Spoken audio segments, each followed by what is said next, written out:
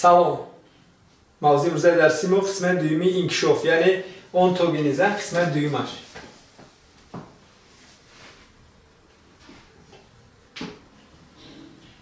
инкишофи баъди ҷанинӣ. баъди ҷанинӣ.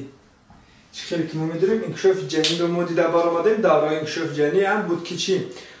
тақсимшавии гаструлятсия органогенез ва инкишофи баъди ҷанинро мо мебинем. тарзҳои инкишофи баъди ҷанинӣ бо ду тарз мегзарад. бо ду тарз инкишофи баъди ҷанинӣ мегзарад. якеаш чӣ? пурра, инкишофи пурра ном дорад. инкишофи пурра ва инкишофи нопурра. инкишофи нопурра. инкишофи пурра ва инкишофи чӣ? нопурра. инкишофи пурра вақте ки баъд аз тавлид ё ки аз тухм баромадан, бибинед, аз тухм бошад, аз тухм чӣ мебарояд? аз тухм як организме мебарояд ки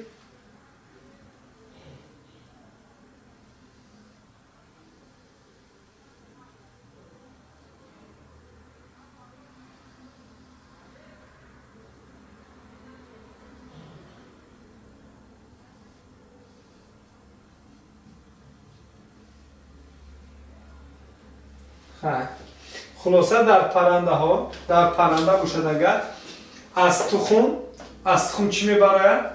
аз тухм як бора организме мебарояд ки ин организм яъне чӯҷа ба фарди болиғаш чӣ монанд аст. ин чӯҷа наомад, мурғи калон омад. хулоса аз тухм организме пайдо мешавад ки ҳамаи узвҳои фарди болиғро чӣ дорад. инкишофи пурра, яъне пурра ҳамаи узвҳояш ташаккул меёбад. пас аз он чӣ? аз тухм берун мешавад. ё ин ки таваллуд. зани ҳомиладор вақте ки таваллуд мекунад, таваллуд кард. бибинед. ин зани ҳомиладоран дар батн чӣ дорад? дар батн ҷанин ҷойгир аст. баъд аз таваллуд, баъд аз оне ки ҷанин тавлид мешавад, бибинед, як организм пайдо мешавад. организм тифл пайдо мешавад. ва ин тифла бинед агар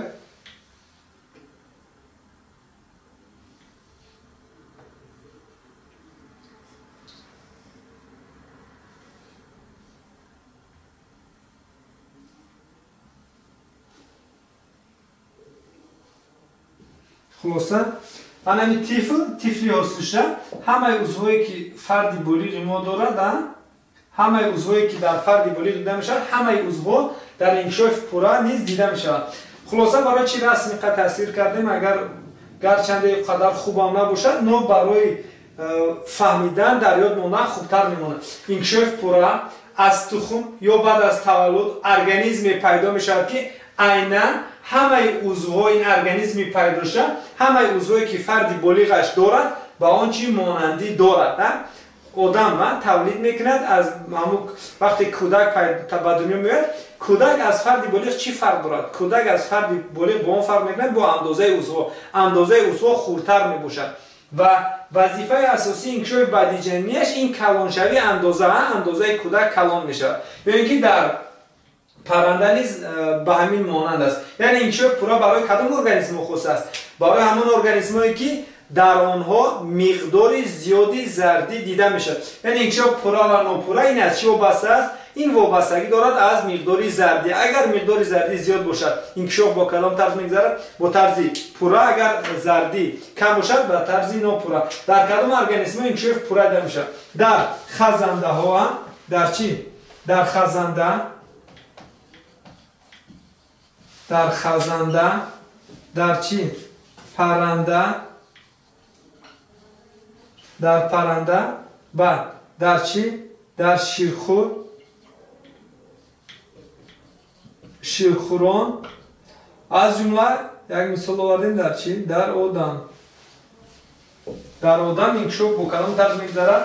ба тарзи пурраи хазанда, парранда, ширхӯр одам инкишофшон чӣ? пурра. аз тухм ё баъд аз тавлид организме пайдо мешавад ки ҳамаи узвҳои фарди болиғро доро мебошад. ва حالا ما در میبریم انکشاف چی رو؟ انکشاف نوپورا. انکشاف نوپورا را باز چی میگن؟ نام دیگرش متامورفوز، یعنی انکشاف با شکل دیگر کنیم. چی؟ متامورفوز یعنی انکشاف با شکل دیگر کنیم، یعنی متامورفوز انکشاف با شکل دیگر کنیم. در رفت موضوع رو ما میبینیم انکشاف با شکل دیگر کنیم. ببینید از تخم، وقتی که از تخم یا بعد از تولید، ببینید از تخم، این یک مثال میریم، تخم، از تخم یک ارگانیسم پیدا شد، چی؟ کرمینه.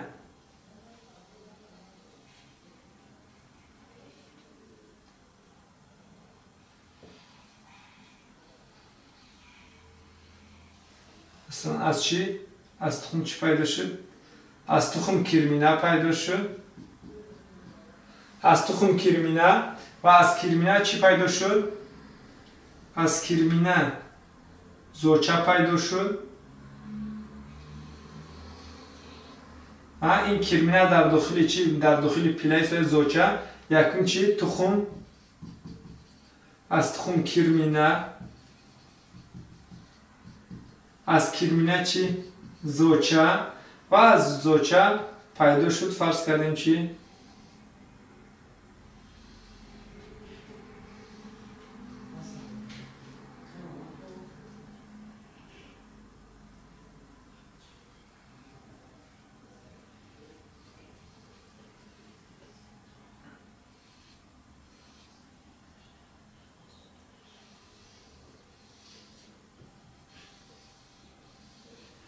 چی پیدا؟ شپرک.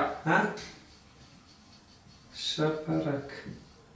این شپرک چی میگن؟ ایماگو یا فردی بولی. ببینید فرقت ببینید وقتی که از تخم کرمینه پیدا شد، کرمینه با فردی بالغ یگان مانندی ندارد. تخم کرمینه از فردی بالغ کلا فرق میکنه و این کرمینه برای متامورفوز این شکل خود را عوض کرده با فردی بالغ چی میشود؟ مانند میشود.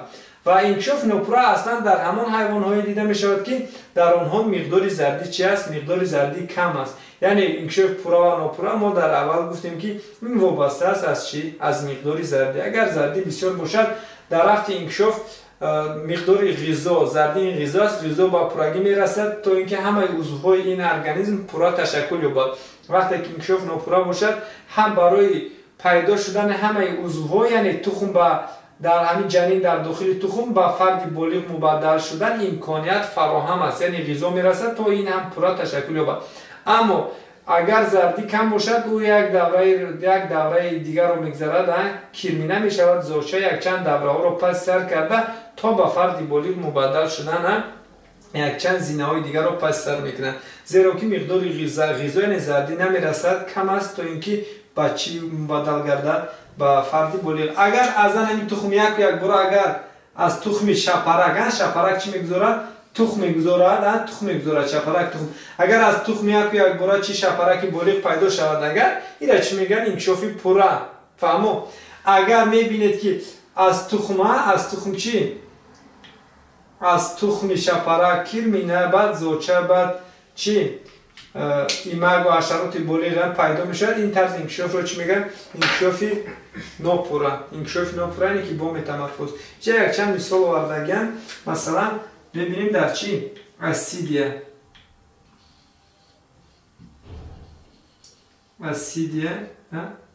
این چه؟ اسیدیا این حیوان می باشد که با تیپی خرده‌داران داخل میشه. کدام تیپ؟ تیپی خرده‌داران. اسیدیا با تیپی خرده‌داران داخل می شود و اگر دوره اسیدیا تخم میگذارد، از تخم اسیدیا چی پیدا میشه؟ کرمینه. ببینید در کرمینه اسیدیا نیا کنید، این کرمینه اگر اسیدیا باشه،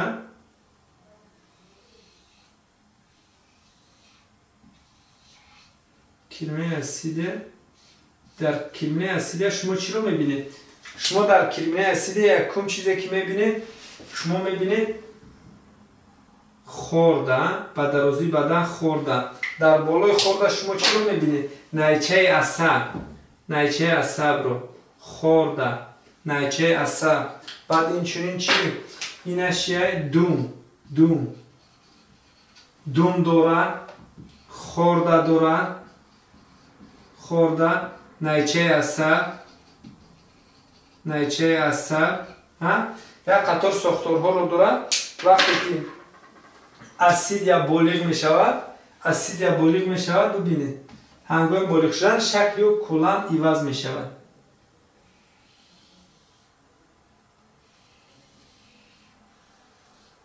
яъне ба кӯзаи дудаҳона шабоҳат дорад. фаҳмо дар асидия ва дар вақти болиғ шудан, яъне метамарфузро пас сар мегирад, чӣ нест мешавад? дум нест мешавад, хорда нест мешавад, найчаи асаб ташаккулаш суст мешавад. фаҳмо ва шакли дум нест мешавад, шакли худро иваз карда ба шакли кӯзаи дудаҳона, сифон кӯзаи дудаҳона монанд мешавад. вақте шумо мебинед асидия болиғро, фикр мекунед ки ин чи аст? ин растанӣ аст. агар давраи ҷанинӣ, яъне давраи кирминӣ, агар асидияро шумо надида бошед, шумо ҳар оина бубинед, мегӯед ки ин асид нест, ин ягон растанӣ аст.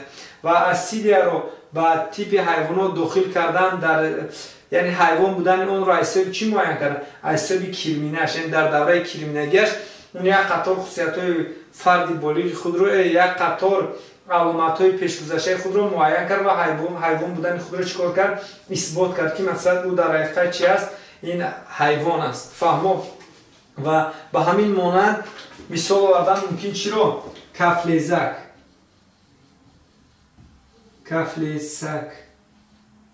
кафлезак ин чи аст? кафлезак ин кирминаи қурбоқа, кирминаи обхокиҳо,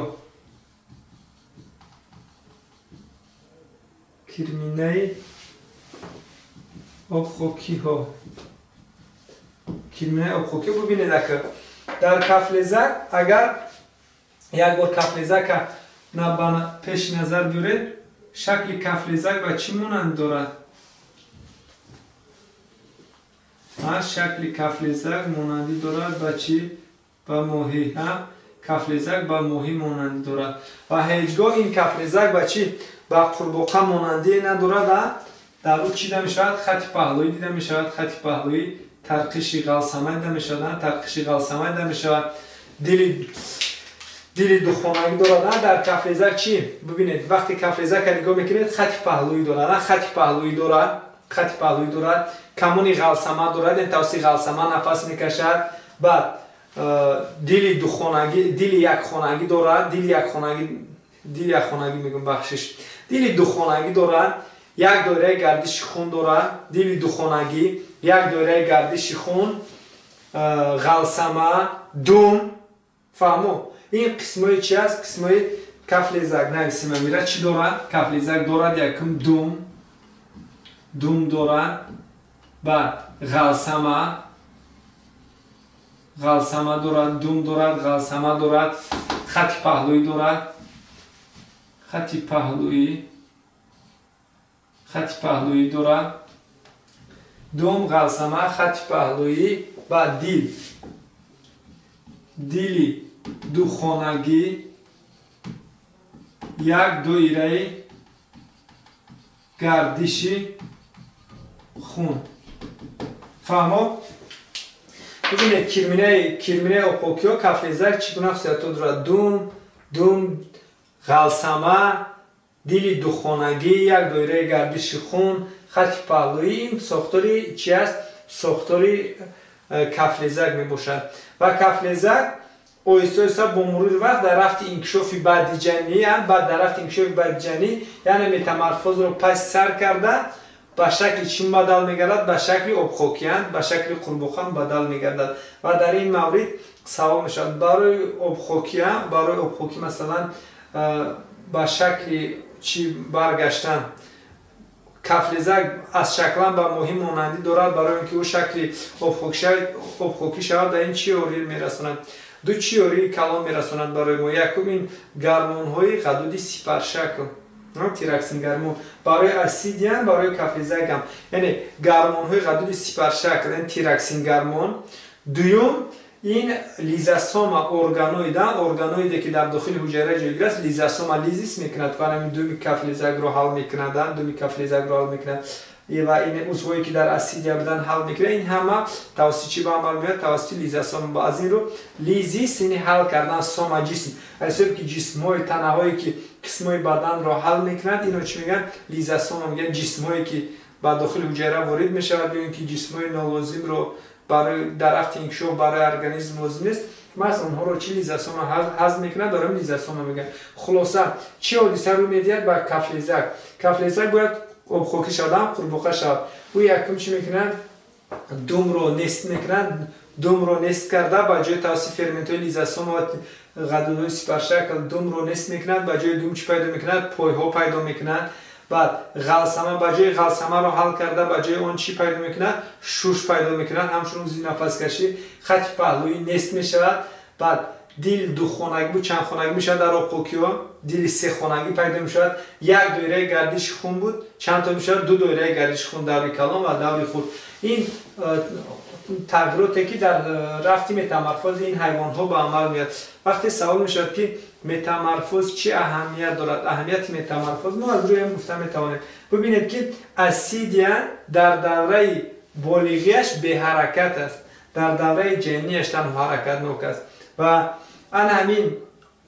همین در دوره کیرمنگیش در دوره کیرمنگیش حرکت نوک است و اسید میتواند که در دوره کیرمنگیش پنج شود به همه جا رود فما تنها در کدام دوره در دوره کیرمنگی خلاصه که یکی از اهمیت‌های متامورفوز از اون عبارت است که در دوره کیرمنگی میتواند که اریال خود رو وسیع کنند از یک جا به جای دیگر رود یک وظیفه دوم وظیفه همی که برای محافظت کردن از هر گونه شرایط نامساعد مثلا کیرمینه آبخاکی و کف لیزک نسبت به محیط خشکی در محیط آبی در دوره کیرمنگیش از دشمن‌ها زیادتر یعنی حفظ می شود از این رو خوبتر است که در کجا زندگی کنند در داخل آب زندگی کنند با چنین ساختارها و وظیفه اهمیت سومش این رقابت کنکورنسی رقابت رو پس میکنن وقتی که شما میبینید کیرمینه شپرک ابریشم چی رو استعمال میکنن برگی توت رو برگ و شپرک خودش باشه شهد گل ها رو ببینید چقدر رقابت رو کم میکنند مبارزه برای غذا چی میشه کم میشه کیرمینه دیگر چی استعمال میکنه شپرک دیگر چی استعمال میکنه اگر همه اینها یکی استعمال میکردن هر آینه رقابت چی میشد رقابت زیادتر میشد و دریافت غذا چی میشد مشکل تر میشد این بود اهمیت های چی متامورفوز قسمت دیگر موضوع ما این عضوهای پروویزوری میباشد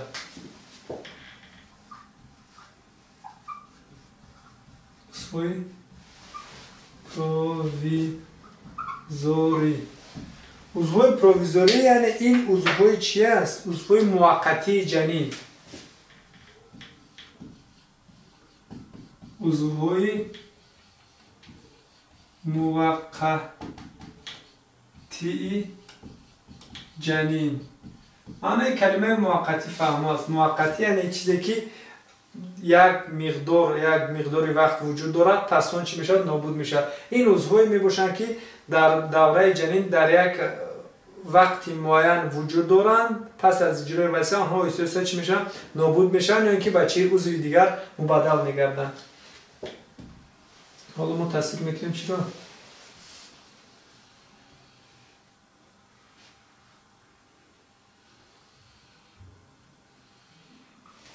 این جنین است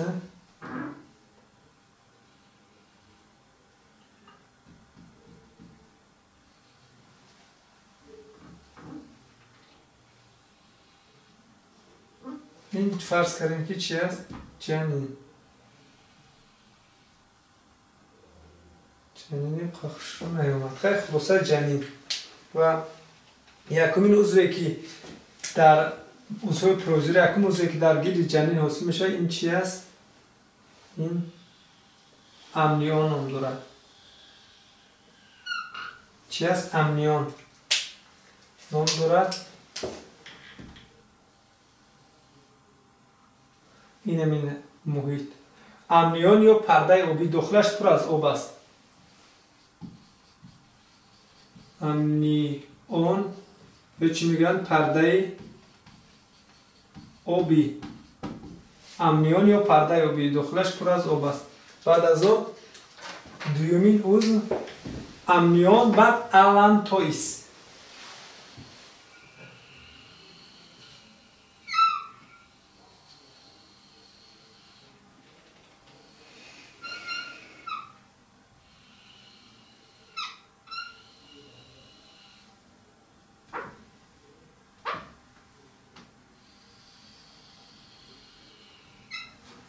الانتوئیس نام داره اینش چی؟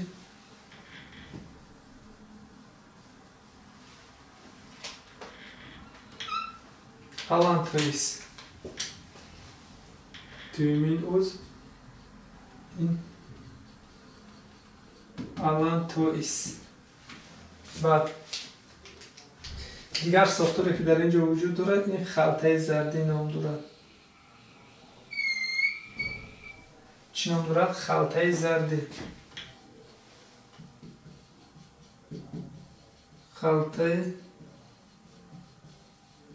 زردی و از همه بیرون قرار داشتگی ساختار این چی است؟ خوریون نام دارد.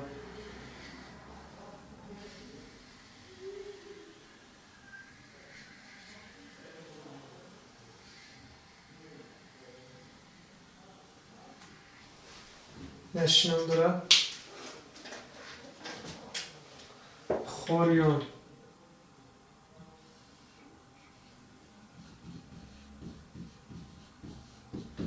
یا پرده سیروزی میگه. پرده چی؟ پرده سیروزی. پرده سیروزی. و آینده از حساب همین خوریون چی حاصل می شود؟ از حساب خوریون حاصل می شود همراهک. تنها در شیرخوران همراهک دار، نه در همه حیوان ها.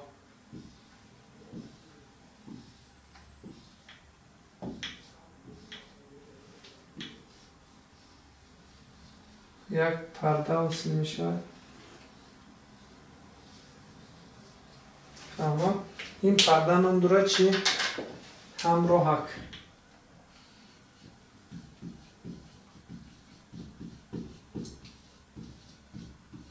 همراهک نام دارد. همراهک.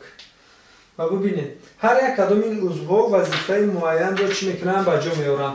امنیون یکم پرده آبی. پرده آبی چی وظیفه دارد؟ امنیون پرده آبی. پرده آبی یکمین وظیفهش این چی؟ محافظت کردن. محافظت جنین از چی؟ از تکانخوری. ضربه تکانخوری. ببینید که اگر ما در داخل یگان ظرف یگان چیزی که قابلیت شکستن دارد اگر گذاریم حرکت دیم در حال میشکند. وقتی که در داخل ظرف ما آب پر کنیم بعد پسان ما این جسم را اگر وارد آن کنیم هنگام تکان خوردن تکان حرکت ها سست‌تر میشود و تکان خوری هم چی میشود؟ کم میشود.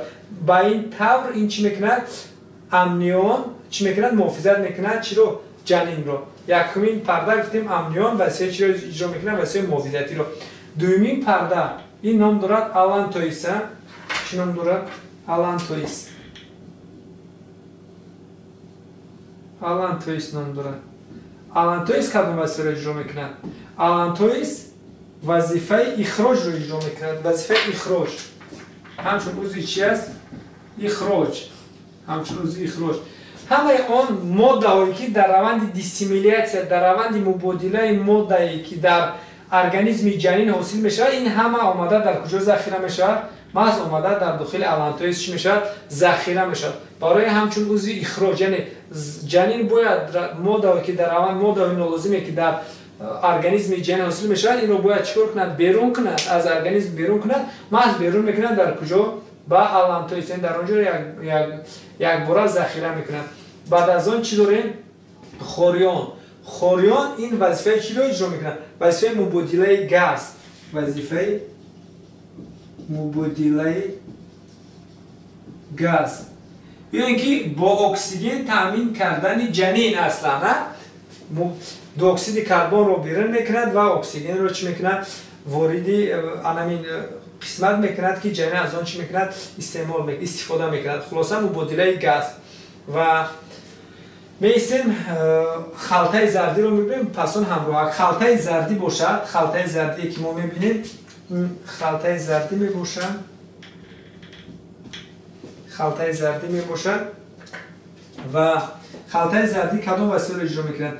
یکمین وظیفه خلطه زردی این یکمین عضوی خونافر در رفت انکشاف جنین میباشد. یکمین عضوی خونافر یعنی خون حاصل کردن، یکمین بار وظیفه خون حاصل کردن را چی اجرا میکند؟ همین خلطه زردی. دومین رگ‌های خونگرد، رگ‌های خونگرد را چی میکند؟ حاصل میکند، حاصل میکند و حاصل کردن حجره‌های جنسی. یکمین بار حجره‌های جنسی محض است در کجاست میشن؟ در خلطه زردی. حاصل کردن حجره‌های جنسی، اولینه جنسی، خلاصه حاصل کردن حجره‌های جنسی و همراهک. همراهک گفتیم در همه حیوان‌ها وجود ندارد، تنها در شیرخواران همراهکدار وجود دارد. همراهک از حساب چی؟ خوریان حاصل می شود، از حساب خوریان حاصل می شود. وظیفه مبادله ماده را تامین میکند در کجا؟ در جنین. مبادله ماده و گاز، هم ماده هم گاز توسط همراهک. ببینید چگونه مکانیزم دارد. همراهک در بچه‌دان چسبیده است، در دیوار بچه‌دان چسبیده است. همراهک ماده غذایی را از بچه‌دان علاقه این جسمی مادر میباشد. رگ‌های خونگرد، در رگ‌های خونگرد بچه‌دان ماده غذایی از ماده غذایی ضروری میبیاید، در دیواره بچه‌دان میایستد و از دیواره بچه‌دان همراهک اون رو جمع کردن میگیرد. توسط تنابک ناف دارد، توسط تنابک ناف چی میشود؟ به جنین دسترس میشود. ببینید از همراهک به کجا میاد؟ به جنین. فهمو در این منطقه چی جای گذاشته است؟ تنابک ناف. از حساب چی است میشود تنابک ناف؟ از حساب انمی خلطه زردی و الانتوئیس، خلطه زردی و الانتوئیس اویسوسا با چی ردوکسیا شده و تنابک ناف مبادل میگردن. در نتیجه جنین رو با مادر چی میکنن؟ علاقمند میکنن و خلاصه توسط تنابک ناف جنین از مادر غذا میگیرد. توسط چی؟ همراهک. ماست توسط همین همراهک. فهمو هم ماده غذایی هم اکسیژن و ماده مغذی رو باز با همین همراهک چی میکنن؟ بیرون میکنن. از جنین به تنابک ناف، از تنابک ناف به همراهک، بعد از اون به گردش خون مادر وارد شده و اصول اخراج رفته از ارگانیسم بیرون میشه. خلاصه و وابسته به همین عضوهایی که حالا ما نمبر کردیم، وابسته به عضوهای پروویزوری حیوان‌ها رو به دو گروه جدا میکنن. حیوان‌های امنیوتا میگن، امنیوتا و انمنیی.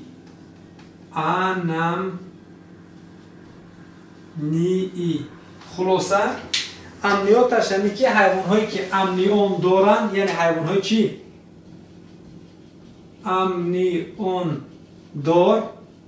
حیوان‌های امنیون دار حیوان‌های چی؟ حیوان‌های جای خشکی میباشن. انمنی یعنی امنیون ندارن، امنیون ندارن یعنی حیوان‌های جای‌های چیان؟ جای‌های آبی، یعنی در آب که زندگی میکنن اونها چی ندارن؟ امنیون ندارن. ببینید خلاصه در امنیات تعریفتگی حیوان‌هایی که امنیاتن کدام عضوها رو دارن؟ کدام عضوها رو دارن؟ یکم در آنها دیده می شود امنیون. دوم الانتوئیس، سیوم خوریون،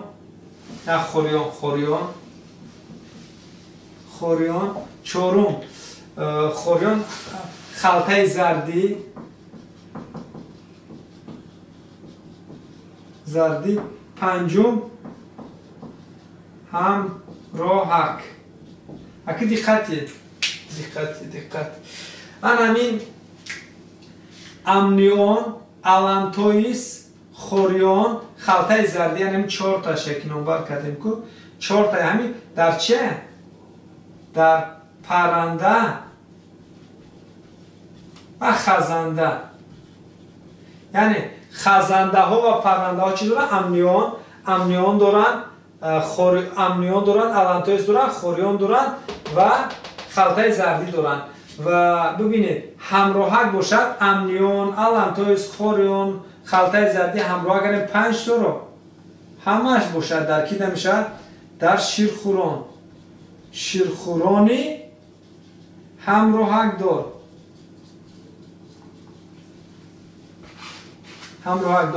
و انمنی باشد.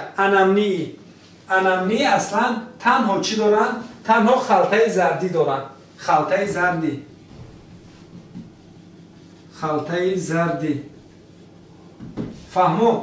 یعنی اصلا حیوان های انمنی میگه پرده های جنینی رو ندارن و پرده های جنینی نه تنها امنیون، الانتویس و خوریون داخل میشه. هر سه انمین رو در حیوان های انمنی ندارن. همراهک رو حتمی ندارن، زیرا که همراهک حساب چی میشه؟ حسابی خوریون. وقتی که خوریون نباشد همراهک پیدا نمیشد. خلاصه در انمنی تنها چی نمیشد؟ در حیوان های انمنی تنها خلطه زردی نمیشود. تنها خلطه زردی در انمنی باشد. خلطه زردی، امنیون، الانتویس، خوریون. اگر باز شیرخوران همراهک دار باشد بجز این با چی نمیشود؟ همراهک.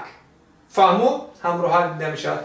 در انمنی چی داخل میشود؟ در حیوان های انمنی دهم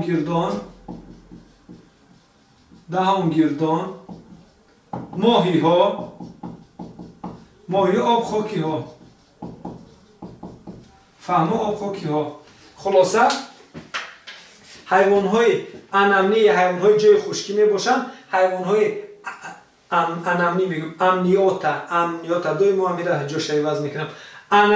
امنیوتا حیوان های جای خشکی می باشند.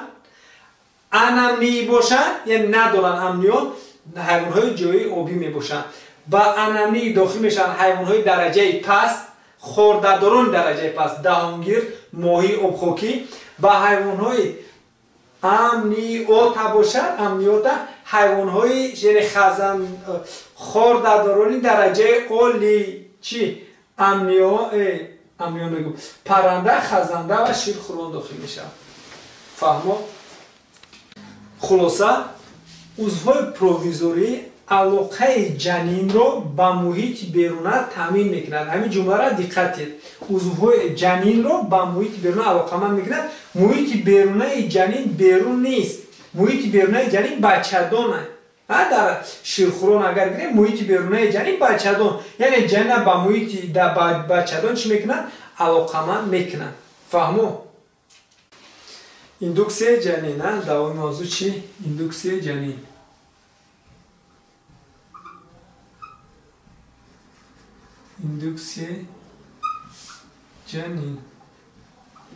ایندوکسیه جنین چیست؟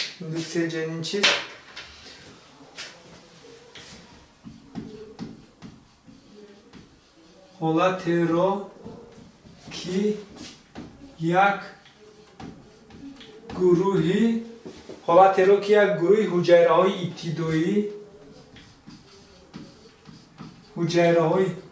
ابتدایی جنین با قسمی دیگری آن تأثیر نموده انکشافی آن را معین میکنند.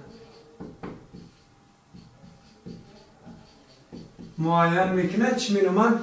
ایندوکسیه جنین مینامند. خلاصه ایندوکسیه جنین باید یک گروه حجره‌های ابتدایی جنین به قسم دیگر آن تاثیر رساند، انکشاف آن را معین کنند. یک بار کشیدن نشون میده، مثال در بفهمونیم به فکرم تیز میفهمید، قدر مشکل نیست. ببینید این حجرهای اکتادرما بودن، حجرهای اکتادرما. حجرهای اکتادرما. حجرهای اکتادرما و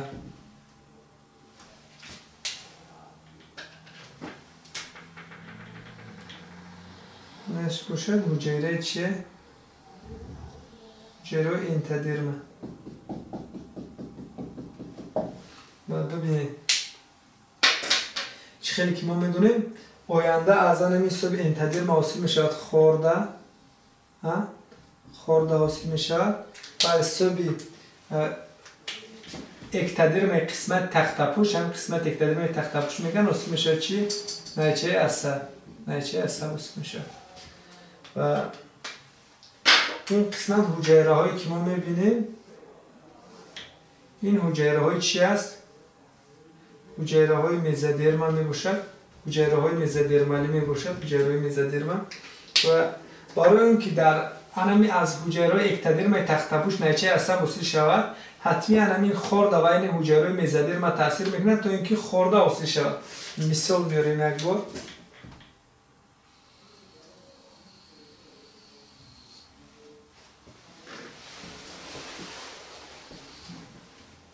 و در تجربه چنین کار کردن. ببینید همین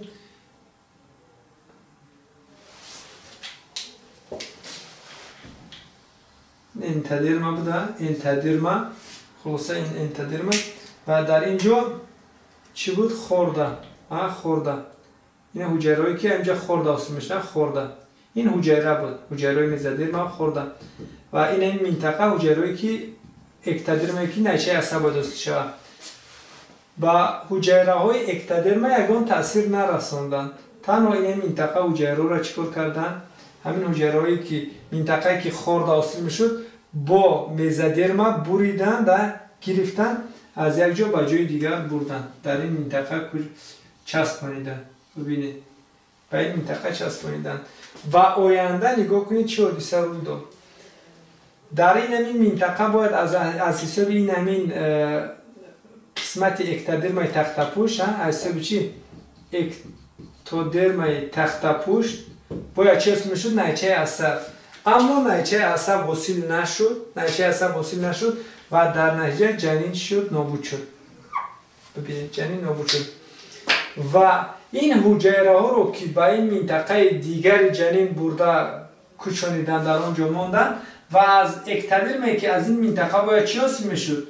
باید پوست حاصل میشد. از این منطقه دیگر نیچه عصب حاصل نشد، تنها پوست حاصل شد و عصبی که نبودن سیستم عصب جنین نابود شد و در این منطقه که دویم که ما چسباندیم در این منطقه که ما در دیگر منطقه که ما میبینیم در این منطقه وجود داره چی؟ خورده حاصل شد یک تا در خود جنین و نیچه عصب. ببینید این خودش این جنین اولا خورده و نیچه عصب داشت. وقتی که ما این منطقه رو گرفتیم در جای دیگر گذاشتیم و در جنین از حساب اکتادرما که اینجا باید پوست حاصل میشد دوباره چی پیدا شد؟ باز یک تا دیگر نیچه عصب پیدا شد و در زیر اون چی پیدا شد؟ خورده پیدا شد.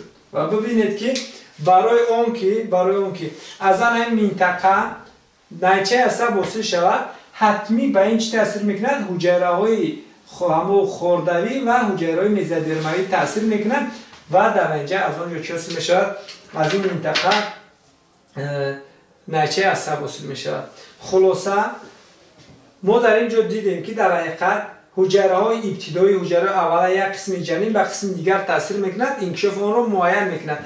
برای اون که از اینجا نیچه عصب حاصل شود معین شود حتمی این حجره تاثیر میکنند و این چی میشود؟ از اینجا نیچه عصب پیدا میشود. وقتی که ما این حجره را گرفتیم به جای دیگر کوچانیدیم و در جای کوچانیده ما از اینجا باید پوست یگان عضو دیگر حاصل میشد، پوست و جای پوست در اینجا باز چی؟ دومی نیچه عصب و خورده حاصل شد. ببینید دومی نیچه عصب از این نیچه عصب از این منطقه حاصل شد. فهمو این بود ایندوکسیای جنین که یک قسم جنین و قسم دیگر آن تاثیر میکنه. چگونه که اگر در گروه طلبگان اگر همه فعال باشند حتمی همو فعالتران آنها طلبانی باز بهتر میخونند باز هم بهتر میشوند وقتی که چونکه با این طلبگان دیگر تاثیر میرسونند و آن باز هم پیش میرود وقتی که گروه اگر سست باشد اگر سطح دانش پست باشد در این سین طلبگان اگر یگان طلبه نقص داشته باشند آنها نیز طرف چی میشن سست میشن این با مثال ایندوکسیای جنین مثال آوردن ممکن که این حجره اولا یک قسم ابتدایی جنین و قسم دیگر اون تاثیر میرسن خلاصه این بود دایر با چی دایر با ایندوکسیای جنین اساس گذاری ایندوکسیای جنین رو پیشنهاد کرد اگه اولیم شپیمن میباشد همین رایان من برای که شپیمن میباشد که شپیمن رو چی میگن اساس گذاری امبریولوژی چی اساس گذاری امبریولوژی تجربوی ما داریم اساس گذاری امبریولوژی معاصر این کارل بر میباشد و اساس گذاری امبریولوژی تجربوی شپیمن و نگفتن نماند این چیزی که از ما گپ زدیم شپیمن چگونه تجربه گذارن ما تجربه شپیمن دارد این ویوو و دارد این ویترو این ویوو در ارگانیسمی زنده تجربه در کجا در ارگانیسمی زنده قابل حیات این ویترو در نیچه شیشه این همه گفته‌ای که ما مثال آورده این همه فعالیت میکنن تنها در ارگانیسم این حجره به حجره دیگر تاثیر میرسونه و این منطقه رو باز در تجربه شپیمن در داخل یک پروبیرکا گذاشت اما چون این جریان روی نداد فهمو یعنی یه همین منطقه رو گرفت در داخل پروبیرکا با اون چی داد ماده غذایی همه چی رو تامین کرد خواست که از اونجا نیچه عصب و خورد حاصل کنه حتی که خورد حاصل کنه اما چون این جریان به عمل نآمد یعنی نشد یک خورد رو در علایدگی انکشاف داده نتونست یا اینکه یک نیچه عصب رو انکشاف داده نتونست قریب همه قسمت‌های جنین رو تجربه کرد اما در یگان مورد درست نآمد و به خلاصه اومد که یعنی برای اینکه یک عضو یک قسمت یک حجره یک بافته حاصل شد حتمی بافته های اطراف اون با او چی میکنن تاثیر میرسونن و این ویوو و این ویترو مثال رو چی پیشنهاد کرد برای ما علم نمیست شپیمن فهمو قسمت دیگر موضوع ما این تصنیف تخم حجره وابسته به مقدار زردی و جایگیر شوی زردی تصنیف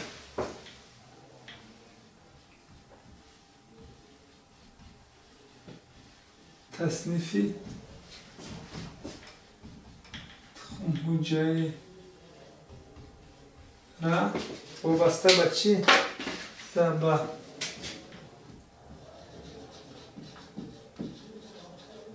مقداری زردی را چی میگن؟ لیتسیتال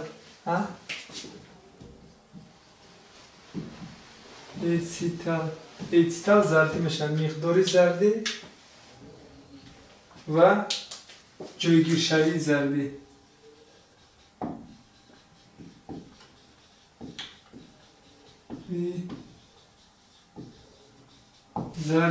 مقداری زردی و جایگیر شوی زردی ببینید وابسته به مقدار زردی با 4 گروه جدا میشن حجره آدم تخم حجره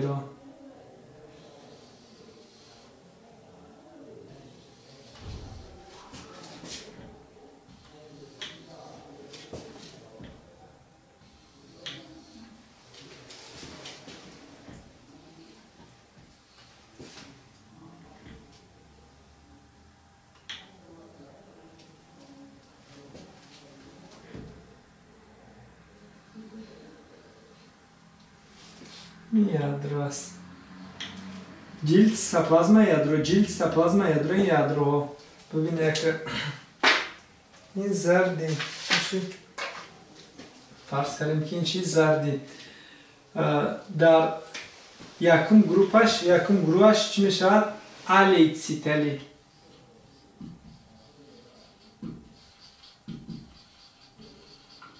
الکتریلی وقتی که چی ندارد؟ زردی ندارد. زردی نداشته باشه چی میشود؟ الکتریلی. چی داخل میشود با الکتریلی؟ شیرخوراک همراهکدار.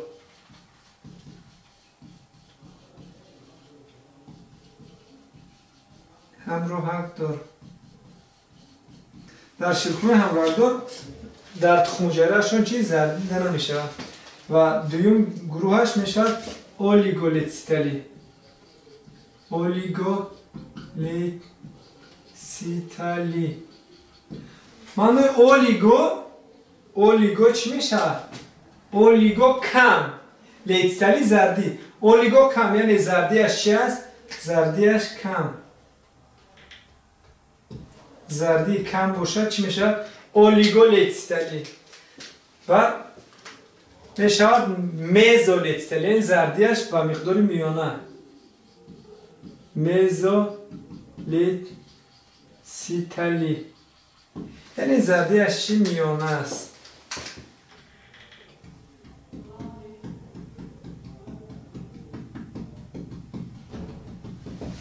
میزولیتستلی. و چهارم گروهش میشه پولیلیتستلی. پولیلیتستلی. پولیلیتستلی در زردی که بسیاری بد است، از حد زیاد زردی از حد زیاد است، از این رو یادرو را تیره میکنه در یک اطراف جایگیر شده است یادرو و مقدار زردی چی است؟ به نهایت زیاد است. ببینید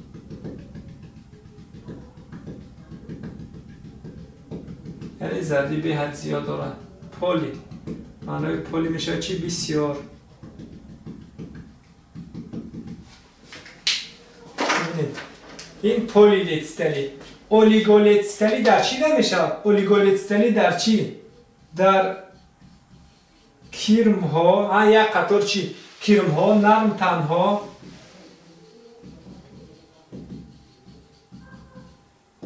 خورپوستان. خورپوستان یا سوزنپوستان میگن، کرم ها، نرم تن ها، خورپوستان. و میزولیتستلی باشد در انفیب یعنی آبخاکی ها. در چی؟ در آبخاکی ها. در آبخاکی ها. و من در ما چی؟ پولیلیتستلی در بوغونپای ها اصلا نه در بوغونپای ها، پرنده، خزنده، در چی؟ در بوغونپای ها، در خزنده ها، در خزنده ها، در پرنده ها. فهمو؟ در پرنده ها. و شیرخوراک همراهکدار گفتیم ندارن، اما دیگر شیرخورانش شیرخوران دیگر گروه شیرخوران با جز همراهکداران در آنها زردی چیز زیاد نمیشد. ببینید وابسته به مقدار زردی جدا کردن به چی؟ الکتریلی، اولیگولیتستلی، میزولیتستلی، پولیلیتستلی. ندارد زردی، کم دارد زردی، میانه دارد زردی، بسیار دارد زردی. یعنی زردی ندارد در شیرخوراک همراهکدار، زردی کم دارد در چی؟ در کرم ها، نرم تن ها، خورپوستان. زردی میانه دارد یعنی به مقدار میانه آبخاکی ها. زردی بسیار دارد در چی؟ بوغونپای ها، خزنده ها، پرنده ها و شیرخوراک. این بود وابسته به چی؟ وابسته به مقدار زردی. باز داریم وابسته به چی؟ وابسته به جایگیر شوی زردی. من تصنیف تخم حجره وابسته به جایگیر شوی زردی این به سه گروه جدا می شود. یکمش می شود ایزولیتستلی. وقتی که زردی در همه قسمت ها برابر جایگیر شده باشد چی می شود؟ ایزولیتستلی.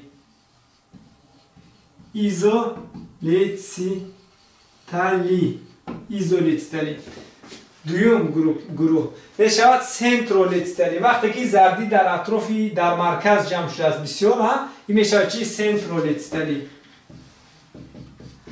سنترولیتستلی.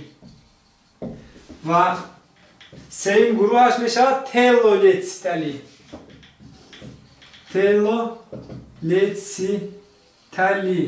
تلولیتستلی وقتی که زردی در یک قطب غیر نشوی جمع شد. ببین در یک قطب جمع شد و یادرو را چی میکنه؟ تلا میدید و قسم دیگر میره. خلاصه وابسته به جایگیرشوی زردی ایزولیتسیون در همه قسمتی ساپلازما زردی برابر تقسیم شده است. سنترولیتسیون زردی اصلا در مرکز جمع شده است. تلولیتسیون زردی در یک قطبی غیر نشفی شده است جمع شده است. این بود وابسته به چی؟ تصنیف تخم حجره وابسته به جایگیرشوی و وابسته به مقدار زردی. این برای شما را گذاشتیم به خاطر که ما داریم در دوره انکشاف جنینی وقتی که زیگوت تقسیم شود ما اونجا گپ زده بودیم تقسیم شوی زیگوت این وابسته است از چی؟ از مقداری زردی و جایگیر شوی زردی. باز گفتیم اگر زردی اگر زیاد باشد یا کم باشد انکشاف پوره و ناپوره این هم وابسته از چی؟ از مقداری زردی. ببین در خزنده، پرنده، شیرخور اصلا انکشاف چی است؟ انکشاف پوره است. انکشاف پوره است به متمرفوز. و در اینجا ما چی رو میبینیم؟ استثنا. بغمپای ها مقدار زردی زیاد دارن اما انکشافشون چی است؟ انکشافشون ناپوره. قسمتی زیادی بغمپای ها یک قسمتی زیادی بغمپای ها طرز انکشافشون چی است؟ ناپوره با متمرفوز. سبب در چیست؟ جواب شما رو انتظاره. قسمت دیگر موضوع ما این چی است؟ استرس.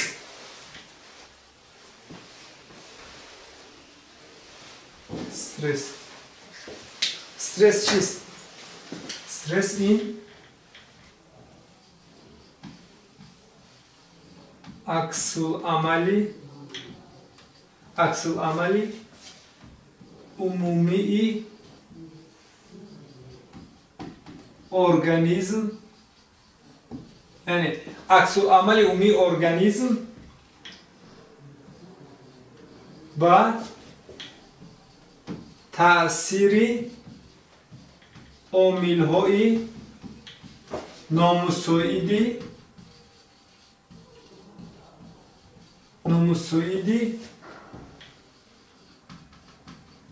محیط که باعث اختلالی معنای کلمه اختلال این چی است؟ ویرانشوی.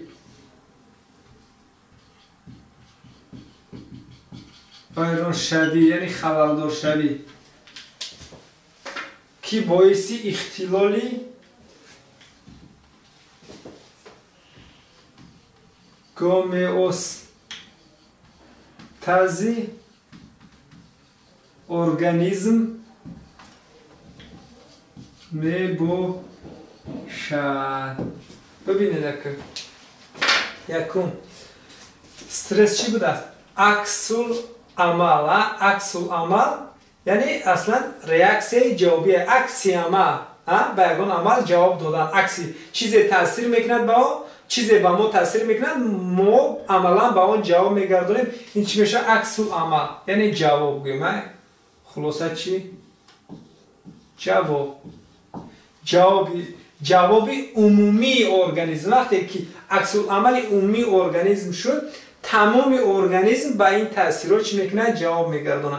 وقتی که روشنایی به گوهرک چشم تاثیر میکنه گوهرک تنگ میشه. ببین فقط چی؟ گوهرک تنگ میشه. یا اینکه صدا به سومیه تاثیر میکنه تنها ریسپتور سومیه به انگیزش میوه. فهمو؟ یا که اگه چیزی که به اگه دست ما اگه گرم میزنه ما تنها هم دست رو میکشیم. این عکس العمل عمومی نیست، یک جزء است. عکس العمل جزئی. وقتی که عکس العمل عمومی ارگانیسم شد تمام ارگانیسم این رو درک میکند این تاثیرات رو و با اون چی میکند؟ جواب میگرداند. و با تاثیر عامل‌های نامساعد. ببینید عکس العمل عمومی ارگانیسم، عکس العمل عمومی ارگانیسم، یکم عکس العمل عمومی ارگانیسم با تاثیر عامل‌های نامساعد. چگونه عامل؟ عامل‌های نامساعد مثلا از حد زیاد گرمی، از حد زیاد سردی، از حد زیاد گرمی، از حد زیاد سردی، یا اینکه از حد زیاد درد، یگان عضو درد میکند. خلاصه عامل‌های نامساعد همین عامل‌هایی که از حد زیادن و ارگانیسم او رو به این یعنی درست جواب دادن نمیتواند. یگان کاری وزنی، کاری مشکل، چیزی که اگر اصلا خودش کلمه استرس این مشکلی است، وزنینی. هر چیزی که اگر از حد زیاد شد وزنین شد الکی با مو عامل های چی میشن؟ عامل نامساعد. بعد عامل نامساعد محیط که باعثی ویرانشوی یا اختلال ویرانشوی گامیوسه است. گامیوسه است گامیو چی میشد؟ مانند یک خیله مانند و استاز چی میشد؟ حالت. ببینید در ارگانیسم ما هر یک سیستم با خودش یک معیار دارد. فشار خون، زودی زدن دل، کاری سیستم عصب، کاری معده، کاری روده، همه آنها در حالت معیاری می باشند. وقتی که اگر استرس شد در هنگام استرس گامیوسه است. نتیجه استرس چی است؟ ویرانشوی گامیوسه است. یعنی حالت دائمی ویران میشد. چی مثال آورده میتونیم ما هنگام استرس چی حادثه روی داده میتواند؟ از طرف سیستم عصب درد سر، سرشارزنی، درد سر، سرشارزنی، درد سر، سرچرخ زنی. بعد اگر از طرف سیستم گردش خون باشد فشار خون. فشار خون چی میشود؟ بلند میشود. یا اینکه فشار خون چی میشود؟ پس میشود. زودی زدن دل، تپش دل چقدر زدن یعنی زیاد میشود. نبض زیاد میشود یا پس میشود. همین هر یک کدام هم در حالت معیار حدود معیاری دارد. کدام حدود معیاریش میشود؟ ویران میشود. از طرف موشکو باشد کشخوری موشکو، تونوس موشکو چی میشود؟ تونوس موشکو بلند. از طرف سیستم هاضمه باشد دل به حضوری، دل به حضوری، قی کنی، درون روی، دیاره.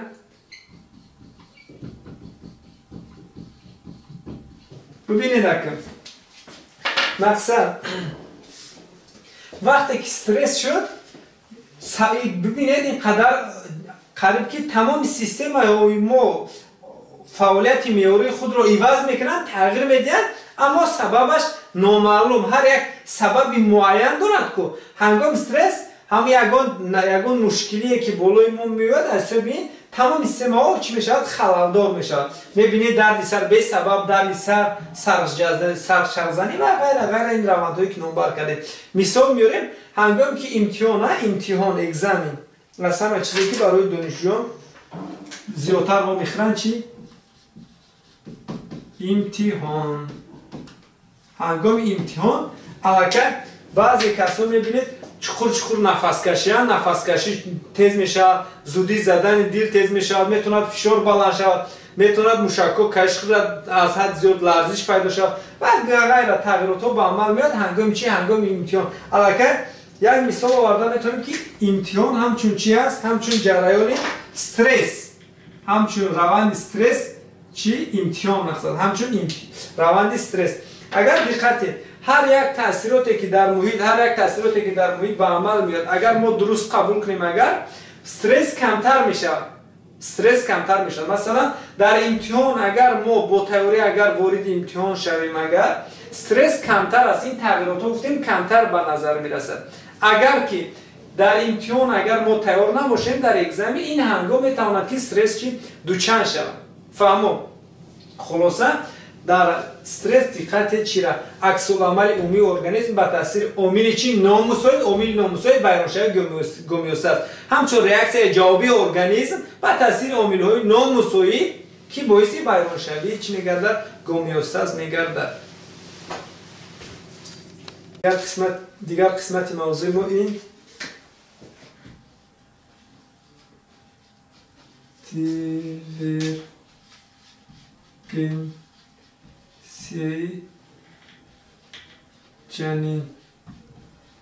دیورگنسی جنین چیست؟ یعنی دیورگو چی میشه؟ دورشوی.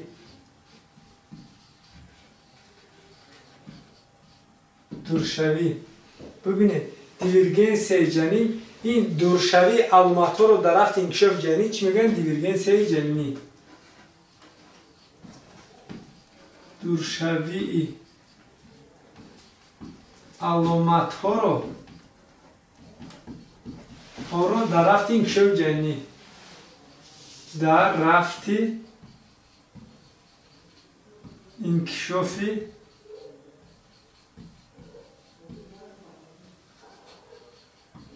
ҷанинӣ. баъд якбора боз мисол мерем да, якбора диққатед. Дивергенсия муқобилаш чӣ мешавад? Конвергенсия. Конвергенсия дивергенсия дуршавии аломатҳоро дар рафти инкишофи ҷанинӣ, яъне дар рафти инкишофи ҷанинӣ аломатҳои дур мешавад, аммо конвергенсия наздикшавии аломатҳо дар рафти инкишофи баъди ҷанинӣ. Конвергенсия чия? Наздикшавии аломатҳо ё наистимра? Наздикшавии аломатҳо дар рафти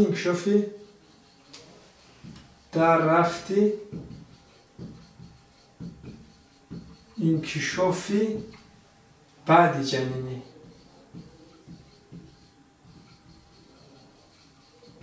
бибинед, як мисол мерем шумода ҳамиҷа агар фаҳмо бошад.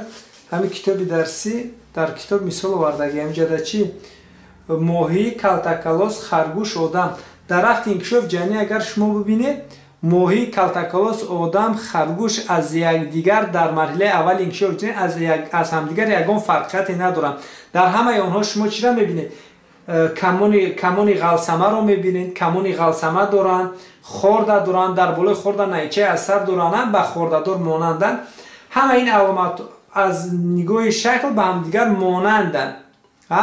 ҳатто агар ҷанини онҳоро низ нигоҳ кунед, агар шумо мебинед ки як доираи гардиши хун доранд, дили духонагӣ доранд ва ғайра, аломатҳое ки дар рафти ҷанинӣ аломатҳои типи хордадорро доро мебошанд. Хулоса дар рафти инкишофи ҷанинӣ онҳо ба ҳамдигар монанд мебошанд ва оҳиста оҳиста бинед марҳила ба марҳила аломатҳои онҳо дар рафти инкишофи ҷанинӣ дар дохили баъд оҳиста оҳиста аз ҳамдигар аломатҳояшон дур шудан мегиранд ва ҳар як кадом онҳо аломатҳои хоси худро мегиранд ва оҳиста оҳиста аз ин шакл яке ба чӣ шакли моҳӣ, дигаре ба шакли чӣ?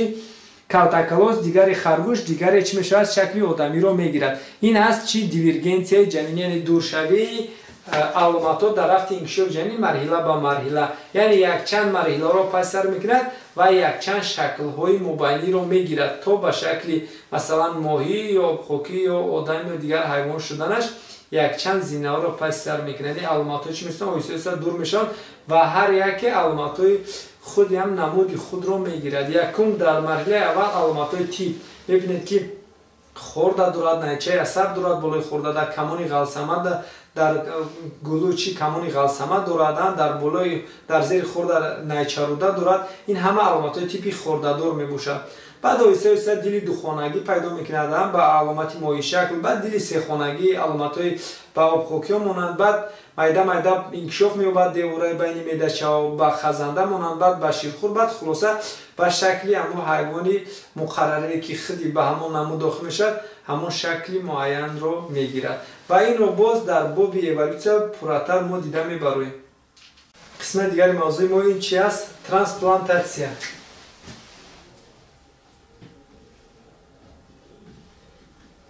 Трансплантация.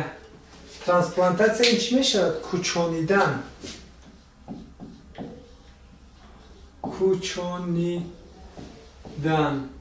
Дар растании ҳайвонот одамон инро истифода мекунанд. Намудҳои трансплантация якчанд намудашро мо мисол мерем, баъд хубтар мефаҳмем. Якум намуди трансплантация ин чи аст? Автотрансплантация.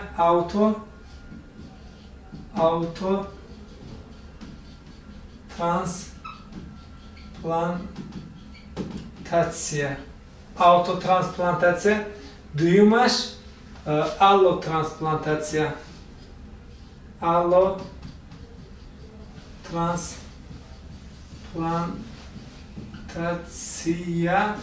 Сеюмаш чи?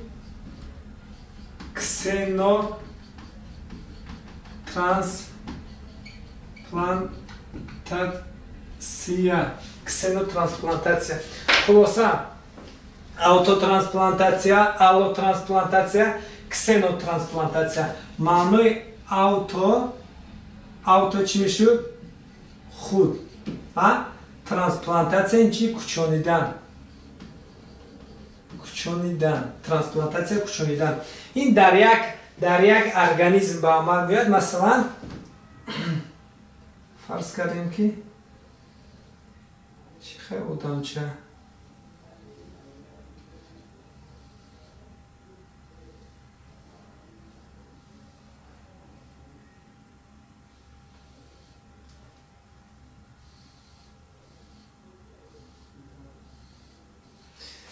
чикор шуд?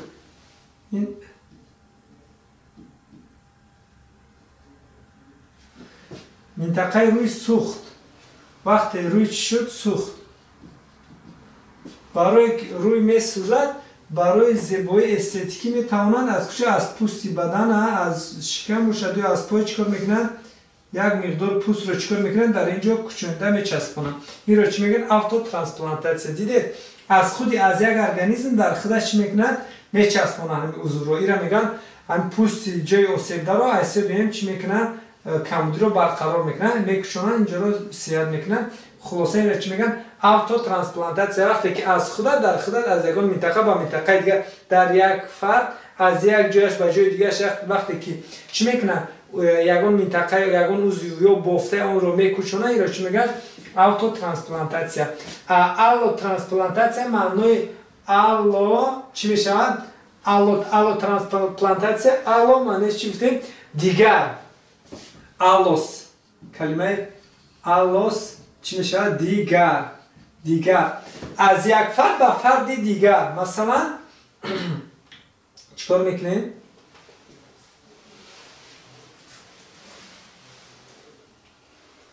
Бо амихе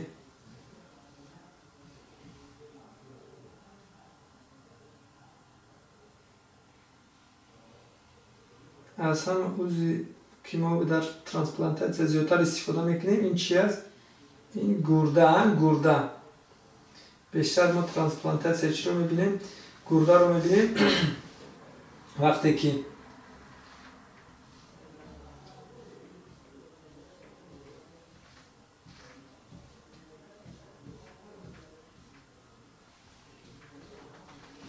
як шахс бемор мешавад, як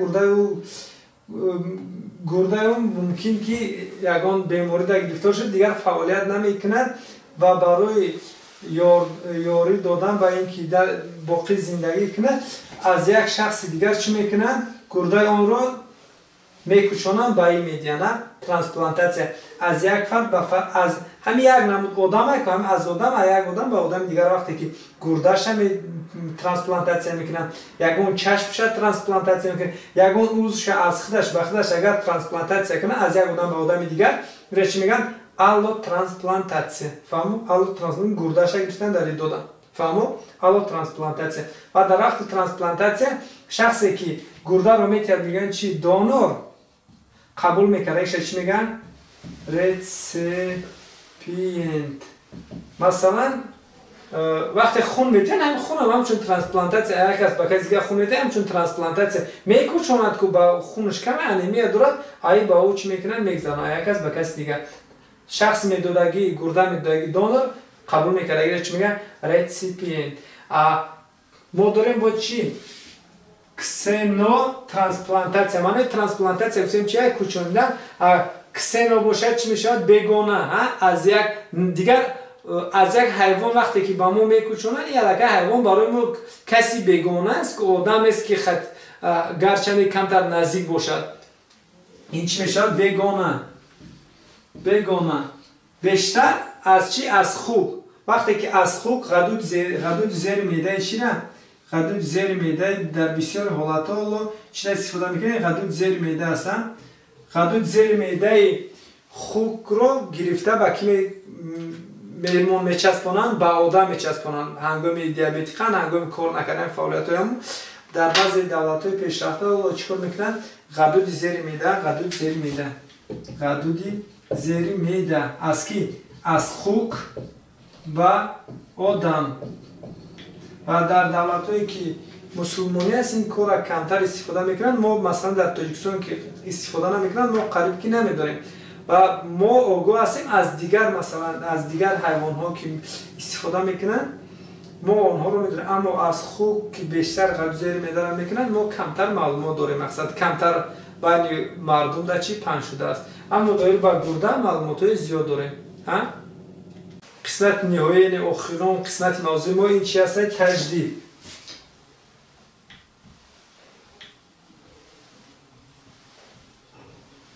تجدید یا چی میگن؟ برقرار شوی.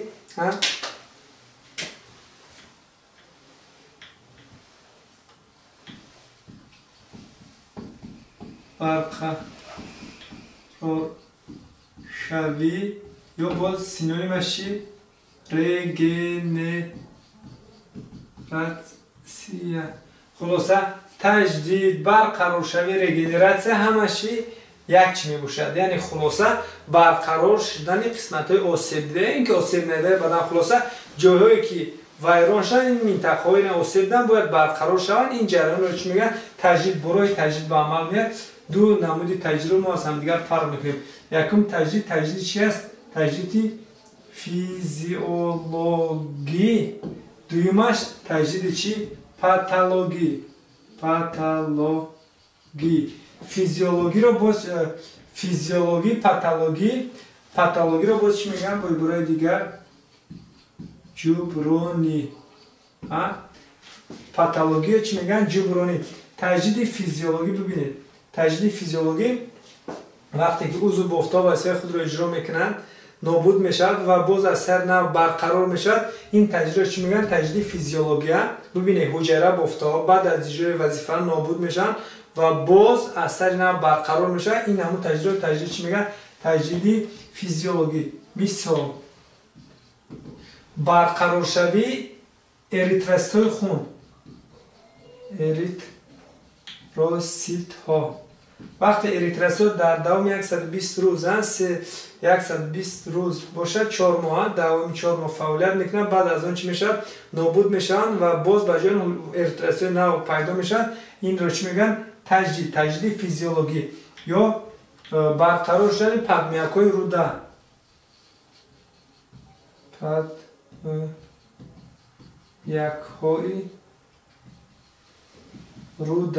پدمیک‌های روده وقتی که وظیفه خود رو اجرا میکنن در بدل 1.5-2 روز وظیفه رو اجرا میکنن، بعد از آن نابود میشن و به جای آن باز پدمیک‌های نو پیدا میشن.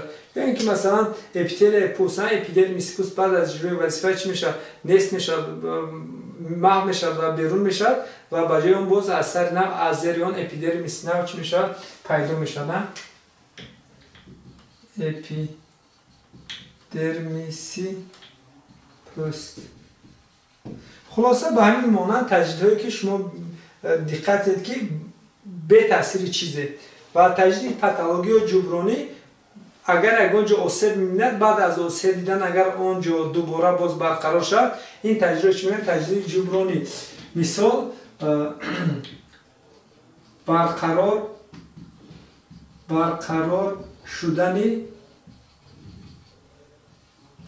دومی کالتاکالوس. دقیقاً همین کالتاکالوسی که در خانه ها بعضی خانه ها میشه، وقتی که به سوی کالتاکالوس یگان چی رو حواله میده در حال دومی او میافتد. شما فکر میکنید که یا گمان میکنید شما زدید الکی او چی محو شد، مرد، اما چونی نیست. انم دومی آن یک در منطقه آخری بدن و جایی که دوم به بدن پیوست میشود یک تقویک دارد.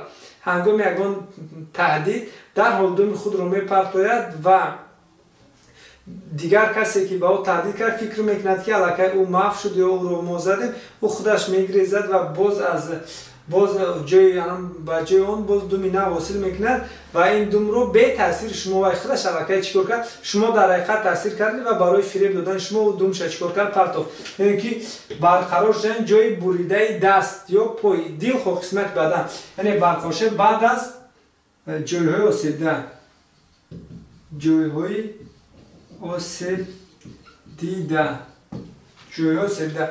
وقتی که جیگر مثلا جیگر رو ما ترانسپلانتاسیا میشه کشوندن جیگر یگان قسمت رو با قسمت جیگر رو میبریم به یگان کسی دیگر میدیم و قسمت دیگر اون چی میشه در حال برقرار میشه الان جای اسیبده چی میشه برقرار میشه این بود دوی بچه تجدید فیزیولوژی پاتولوژی خلاصه برقرار شوی تشکر با دقتتون